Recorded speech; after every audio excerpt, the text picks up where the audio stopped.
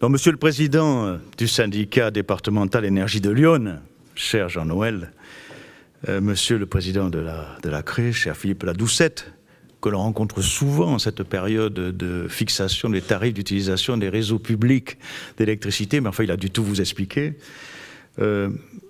Madame la députée de l'Eure, chère Laure de la Raudière, de l'Eure-et-Loire, excusez-moi. Quand on est en Gironde, on oublie parfois.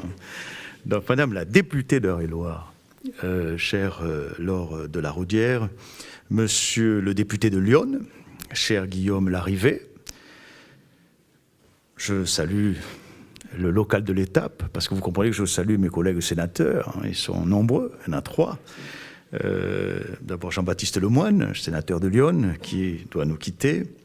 Le sénateur de l'Ain, cher Patrick Chaise, ici présent, et le sénateur du Doubs, cher Jean-François Longeau, qui est la double casquette, puisqu'il est aussi président du Doubs.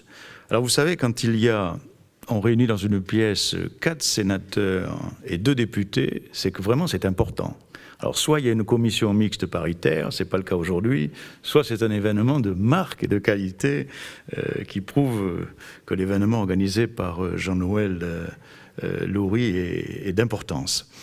Je voudrais aussi saluer le président du conseil départemental de Lyon, André Villiers, qui est parmi nous, saluer bien sûr tous les élus présents et en particulier les syndicats de Côte d'Or, M. Jacquenet qui est là, les syndicats voisins donc, ont été invités. Donc, et puis, mesdames et messieurs, chers amis, si vous le permettez. Donc, permettez-moi d'abord de vous dire tout le plaisir d'être ici parmi vous et de m'associer à cette nouvelle édition des assises iconaises de l'énergie. Alors d'abord parce que je crois que le SDEY, votre syndicat est un modèle de grand syndicat départemental, ça a été dit, qui a su prendre à temps le train de la transition énergétique. Son implication croissante dans le domaine des énergies renouvelables le positionne, on peut dire aujourd'hui, comme un acteur incontournable du paysage énergétique, non seulement d'aujourd'hui, mais aussi de demain. Ensuite, je suis heureux d'être parmi vous parce que son président Jean-Noël Loury, dont on a cité les qualités aujourd'hui par mon collègue Lemoine, est un membre aussi très actif de notre fédération nationale, la FNCCR, qui regroupe tous les syndicats d'énergie notamment, ou assainissement. Et c'est un membre très actif qui donc s'implique beaucoup. Et il est vice-président de notre fédération nationale, il nous représente à l'association d'expertise des concessions, donc il préside, et je veux profiter de l'occasion qui m'est donnée ici, et de venir le voir, pour le remercier très chaleureusement, mon cher Jean-Noël. Et puis, j'aurais peut-être un petit message personnel et amical à transmettre. Je crois qu'un de vos élus est encore élu, Guy Roux, non alors je le dis pour les amateurs de football, parce que Guy Roux, quand il était entraîneur de l'équipe d'Auxerre, nous on dit Auxerre en Gironde, mais c'est Auxerre, de l'équipe d'Auxerre, depuis qu'elle était montée en Ligue 1, il avait l'habitude de venir passer chaque trêve de Noël, d'entraîner ses joueurs dans ma commune qui était sous Lac-sur-Mer, donc il faisait l'hiver. Vous savez qu'il avait une stratégie, Guy Roux, qui était très habile dans le football. Pour les entraînements, il me disait « je les amène à la mer l'hiver et à la montagne l'été, comme ça il n'y a pas de tentation ». Et je vois que peut-être il faudrait le refaire peut-être. Bon, donc vous m'avez demandé... Oui, vous m'avez demandé d'évoquer en quelques minutes le rôle de nos syndicats d'énergie dans le cadre de la transition énergétique. Alors c'est un peu une gageure. D'abord, le sujet est complexe. Il vaut mieux l'aborder avant le repas qu'après le repas. C'est un sujet vaste, difficile, mais je me tiendrai, si vous le permettez, aux aspects qui me paraissent les plus importants. Rappelons d'abord que le contexte dans lequel les syndicats d'énergie doivent aujourd'hui exercer est marqué, mes collègues parlementaires le savent, par la coïncidence à la fois de la réforme territoriale et à la fois de la transition énergétique. Ce processus a été assez long, puisque la phase législative proprement dite a été préparée par un long débat national sur la transition énergétique. Ce débat a permis à de très nombreux acteurs de la société civile d'exprimer leurs propositions. Notre fédération a pris une part très active à ce processus, ce qui lui a permis de souligner qu'au cours des dernières années, une importante évolution de l'organisation territoriale était d'ores et déjà intervenue grâce au développement des autorités organisatrices de la distribution d'électricité de grande taille dans le domaine de l'énergie. Dès l'origine, je dois dire que les communes ont privilégié la recherche d'une bonne synthèse, on peut dire, entre la nécessité d'une approche locale, parfois à la parcelle pour les raccordements, et de l'efficacité par une mutualisation à grande échelle. Cette recherche, je crois, aujourd'hui demeure plus que jamais d'actualité. Elle a conduit le législateur à mettre en place, en 2006, un mécanisme incitatif en faveur de la constitution de grandes autorités organisatrices de la distribution d'électricité. En moins d'une décennie, ce mécanisme a anticipé largement la réforme territoriale de 2014-2015, puisqu'il a permis d'atteindre l'objectif de la présence d'une autorité organisatrice de taille intégralement départementale sur plus de la moitié du territoire national. En effet, c'est le cas aujourd'hui dans 58 départements de métropole et d'outre-mer, et c'est d'ailleurs, je crois, le cas de votre syndicat, le SDE-Y. Mais il faut noter aussi que dans les autres départements, on trouve des grandes AODE qui ne sont pas tout à fait départementales, mais qui regroupent la majorité des communes et de la population dans les 43 autres départements. Donc ce mouvement avait été vraiment bien amorcé. Il faut rappeler ici que la distribution d'électricité est soumise à une contrainte économique incontournable. En effet, il y a en moyenne 5 fois plus de linéaires de réseau par abonné en secteur rural qu'en secteur urbain. Il est donc impossible de garantir un accès équitable à ce réseau, on pourrait peut-être faire la même chose dans le numérique, sans organiser un dispositif de solidarité territoriale qui assure à la fois une mutualisation des coûts et une mutualisation des ressources. Ce principe est actuellement décliné dans le cadre du système électrique à différents niveaux et de différentes façons. La péréquation tarifaire, notamment le FACÉ, le monopole légal du côté des opérateurs et du côté des communes, leur regroupement, je le disais, dans le cadre de grandes autorités organisatrices associant à la fois des urbains et à la fois des ruraux, ce qui permet non seulement la régulation locale des concessionnaires, mais aussi la péréquation locale et la maîtrise d'ouvrage des travaux.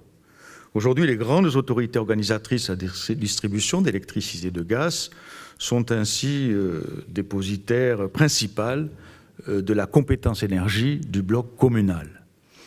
Ces AODE sont de plus en plus fréquemment dotés d'un large éventail de compétences, la distribution et la fourniture d'électricité bien sûr, le gaz, la chaleur, la valorisation des énergies renouvelables, les actions en matière de maîtrise de la demande d'énergie, les bornes de recharge des véhicules électriques, voire l'éclairage public et les communications électroniques. Cette variété leur permet de proposer sur leur territoire des politiques énergétiques de plus en plus complètes et de préparer, ce qui est l'objet de votre assise d'aujourd'hui, de préparer les territoires intelligents de l'avenir. Les lois intervenues entre 2014 et 2015 ont pris en compte, il faut le dire, de manière très significative, cette dimension. Elles ont renforcé leurs compétences historiques, mais aussi elles ont élargi leurs possibilités d'intervention dans le domaine des énergies renouvelables et dans le domaine de l'efficacité énergétique. Par exemple, je le dis, je le rappelle, parce qu'on ne le rappelle pas assez souvent, dans le cadre de l'inventaire du FACÉ, inventaire des besoins d'investissement sur les réseaux de distribution d'électricité en zone rurale, réalisé, vous le savez, tous les 2 ans. La loi impose désormais au GRD de soumettre les résultats de l'estimation, parce qu'ils étaient souvent contestés, à l'approbation donc du concédant maître d'ouvrage. La loi prévoit aussi que les AODE peuvent, en association avec les producteurs et les consommateurs, proposer à titre expérimental au GRD la réalisation de services de flexibilité locale sur une portion du réseau. Alors c'est une appellation un peu compliquée, mais en fait qui veut dire ça permet à ces territoires d'optimiser localement la gestion des flux d'électricité entre les producteurs et entre les consommateurs raccordés au réseau. Les AODE peuvent aussi déployer à titre expérimental des réseaux électriques intelligents ou des dispositifs de gestion optimisés de stockage, ce qui est l'avenir, dans des conditions précisées éventuellement par ordonnance. En matière de production d'électricité, diverses contraintes qui pesaient sur les collectivités locales ont été supprimées. Les communes, groupements de communes et départements peuvent prendre, c'est ce que vous faites ici dorénavant, des participations dans le capital de sociétés de production d'énergie renouvelable. Les plafonds de puissance antérieurement opposables aux collectivités pour la production d'électricité renouvelable ont été supprimés. Enfin, l'obligation pour les collectivités de passer au préalable, vous vous souvenez, par un contrat de vente dans le cadre de l'obligation d'achat, avant de pouvoir vendre sur le marché, a été également supprimée.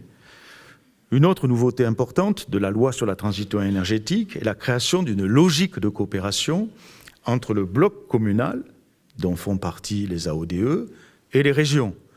En effet, en matière d'énergie et de transition énergétique, je vous rappelle que les régions se voient signer aujourd'hui la détermination de la stratégie territoriale.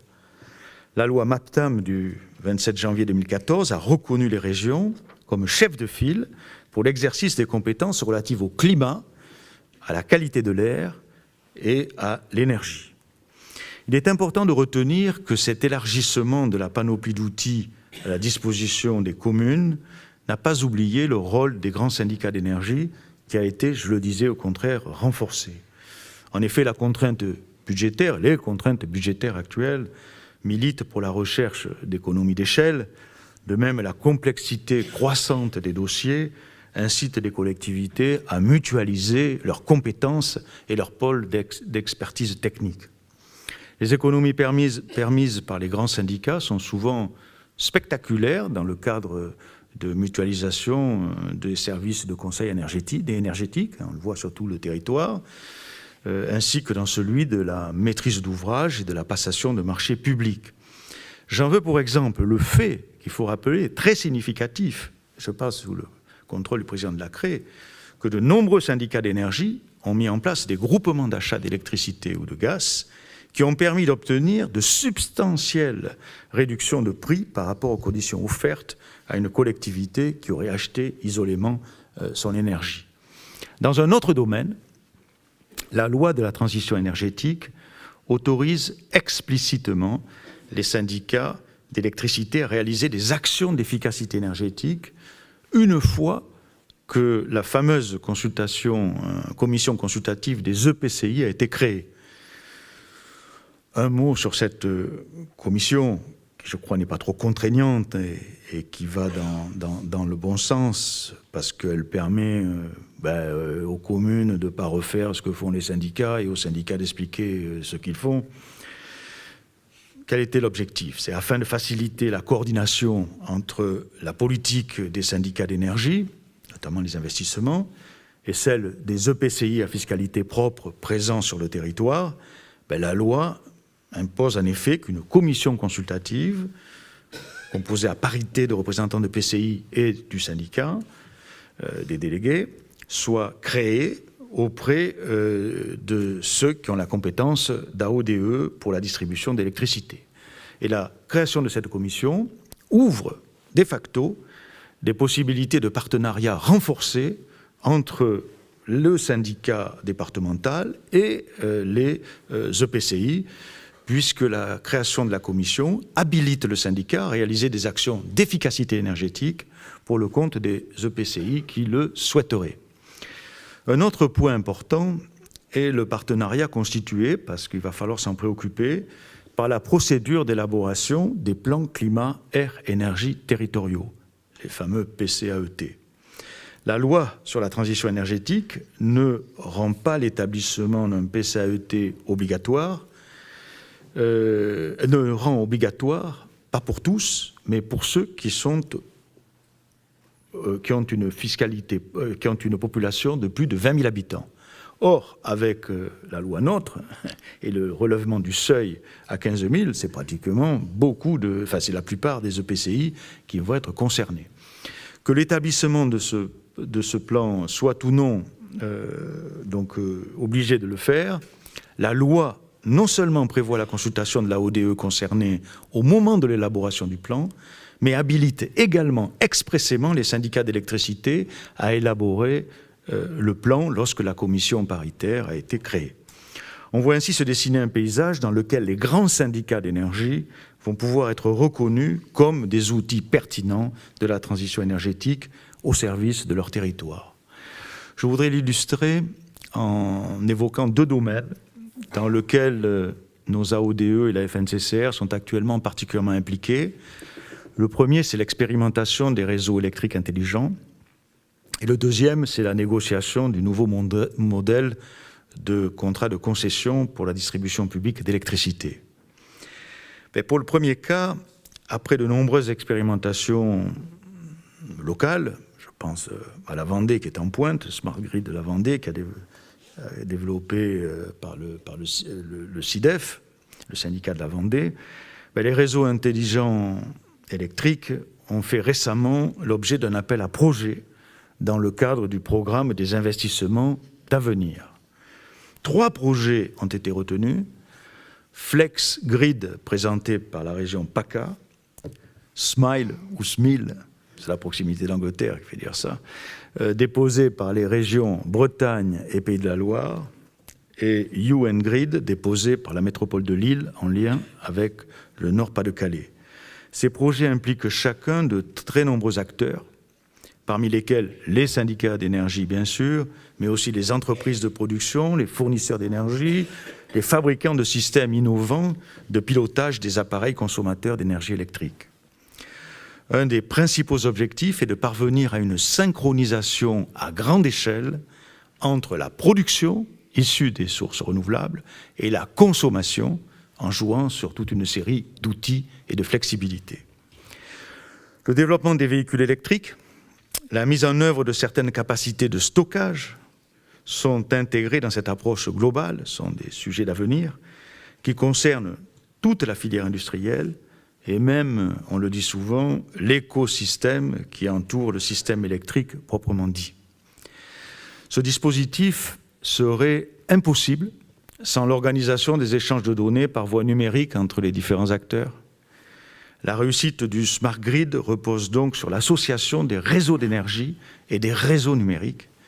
Il faudra par la suite aller plus loin encore en intégrant dans les territoires énergétiques intelligents l'optimisation des approvisionnements énergétiques de l'ensemble des filières, c'est-à-dire le gaz naturel aussi, le biométhane, la chaleur. Je sais que ces enjeux font l'objet d'un suivi tout particulier dans votre syndicat, qui se positionne ainsi comme un rouage essentiel de la transition énergétique dans le département de l'Yonne. Une autre modalité de l'adaptation de notre activité à la nouvelle donne va passer par la renégociation, tous les présidents de syndicats le savent, des contrats de concession d'électricité et de gaz. Outre le fait qu'un grand nombre de contrats en cours sont déjà arrivés à leur terme ou vont arriver à leur terme au cours des toutes prochaines années, le modèle actuel de contrat et le cahier des charges présente une véritable obsolescence, puisqu'il date des années 90, il s'est passé beaucoup de choses et beaucoup de lois depuis, et puis qu'il est nécessaire de le mettre à jour pour prendre en compte notamment la transition énergétique qui n'existe pas dans nos contrats de concession actuels. Donc notre fédération nationale, la FNCCR, a ouvert des discussions nationales avec Enedis et EDF à ce sujet, qui devrait conduire en particulier, et c'est important à le dire, à consacrer un chapitre entier à la transition énergétique dans le nouveau modèle, avant d'entreprendre le même travail à la suite avec GRDF pour le gaz. Donc chacun peut aisément constater que notre feuille de route commune dans les prochaines années est bien remplie et qu'il y a beaucoup à faire. C'est un monde nouveau qui est en train de se décliner sous nos yeux, numérique, électrique, et je me réjouis de constater que le syndicat départemental énergie de Lyon, comme d'ailleurs la plupart des syndicats d'énergie, a parfaitement intégré, mon cher Jean-Noël, tous ces enjeux. Et c'est donc en toute confiance que je lui souhaite une pleine et entière réussite dans ses nombreux et ambitieux projets. Je vous remercie de votre attention.